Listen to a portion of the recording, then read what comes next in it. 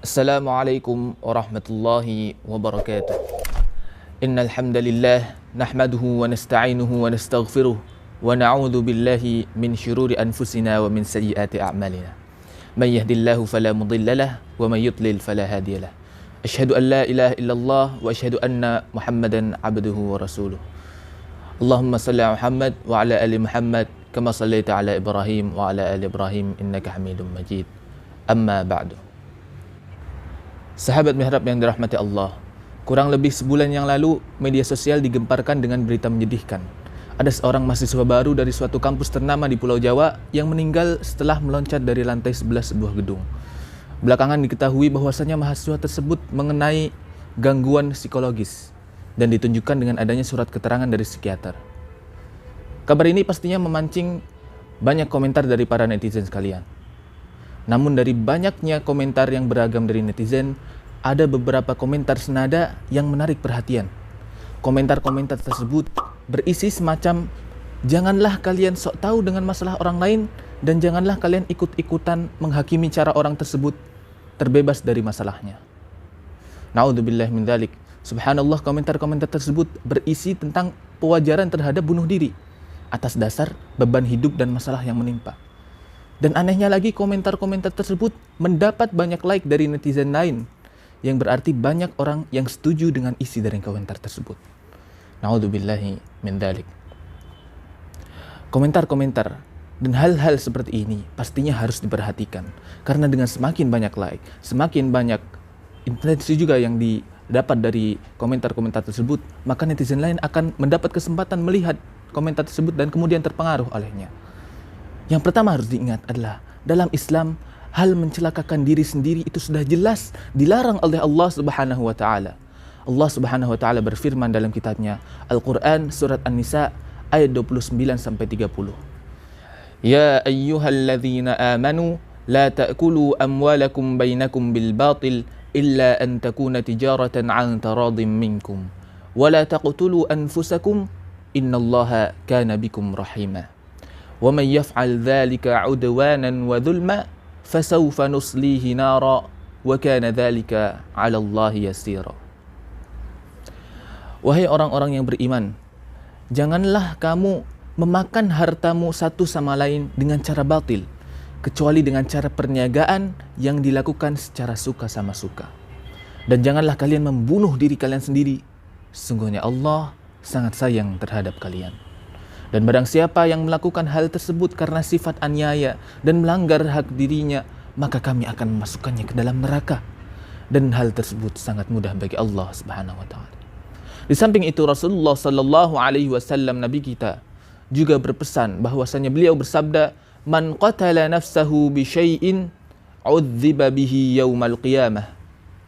Barang siapa yang membunuh dirinya dengan suatu cara, maka dia akan diazab dengan cara itu nanti pada hari kiamat. Hadis riwayat Al-Bukhari nomor hadis 647 dan hadis riwayat Muslim nomor hadis 110. Maka dari dalil-dalil yang telah disebutkan, seharusnya cukup bagi kita seorang muslim untuk menjauhkan diri dari hal-hal semacam itu. Karena sudah jelas itu dilarang dan berdosa, dan larangannya langsung datang dari Allah Subhanahu wa taala beserta Rasulnya. Dan seorang muslim ketika ada perintah yang datang dari Allah, sepatutnya muslim untuk sami'na wa ata'na, kami mendengar dan kami mentaati.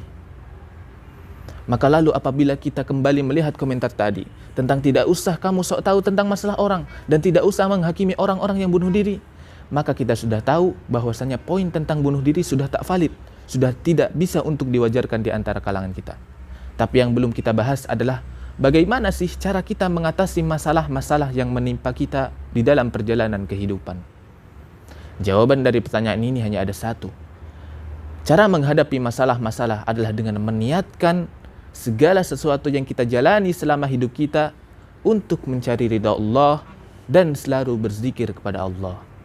Seperti yang kita ketahui, Allah Subhanahu wa taala sudah pasti akan memberikan hal yang paling baik bagi kita meskipun kita membenci hal tersebut. Di samping itu Allah juga memberikan balasan sesuai dengan amalan yang sudah kita lakukan dan bukan melihat hasil yang apa yang kita dapatkan. Maka dengan hal-hal ini, hidup seorang muslim pastinya akan lebih mudah daripada orang lain. Orang kafir atau orang yang tidak memiliki Tuhan atau orang muslim yang mengaku muslim tapi tidak lagi ada percaya adanya Allah Subhanahu wa taala, ketika dia berusaha untuk bekerja, maka tujuan dia bekerja adalah uang dan jabatan dan pangkat itu sendiri. Maka ketika orang-orang tersebut bekerja dan mendapatkan apa yang dia tuju, maka dia akan senang pastinya. Namun sebaliknya, ketika orang-orang tersebut tidak mendapat tujuannya, maka dia akan kecewa, sedih, dan depresi. Padahal seperti yang kita tahu, uang dan jabatan adalah hal yang tidak bisa dicapai oleh semua orang. Maka dari hal ini kita mendapatkan masalah stres, frustasi, dan berakhir pada keinginan untuk membunuh diri sendiri. Dan dari sini pula kita dapati pelaku bunuh diri paling banyak datang dari negara-negara yang warganya kebanyakan rakyat non-muslim. Naudzubillahi min dzalik. Berbeda hanya dengan seorang muslim, ia sepatutnya ketika bekerja maka tujuan yang paling besar baginya adalah pahala dan ridha Allah Subhanahu wa taala. Di samping dia juga mendapatkan rezeki untuk nantinya diberikan sebagai nafkah untuk keluarganya, tapi maka karena Allah melihat pada amal, bukan pada hasil yang ia dapatkan, dia hanya perlu untuk memulai pekerjaan agar mendapat apa yang dia tuju. Untuknya hal-hal akan jauh lebih mudah. Dia tidak akan frustasi karena tujuannya tidak tercapai. Sebab pahala dari Allah gampang baginya untuk diraih. Pun apabila dia tidak mendapat uang dan jabatan yang juga dia inginkan, dia tahu sejak awal bahwasanya Allah memberikan baginya apa yang ia anggap terbaik, bukan apa yang ia inginkan. Allah tahu harta yang nanti ia berikan mungkin saja nanti menjauhkannya dari Allah Subhanahu wa taala. Contoh lain, seorang pelajar non-muslim ketika dia mencari dan menuntut ilmu, yang dia tuju adalah nilai yang besar, peringkat yang tinggi, kemenangan dalam kompetisi dan lain sebagainya.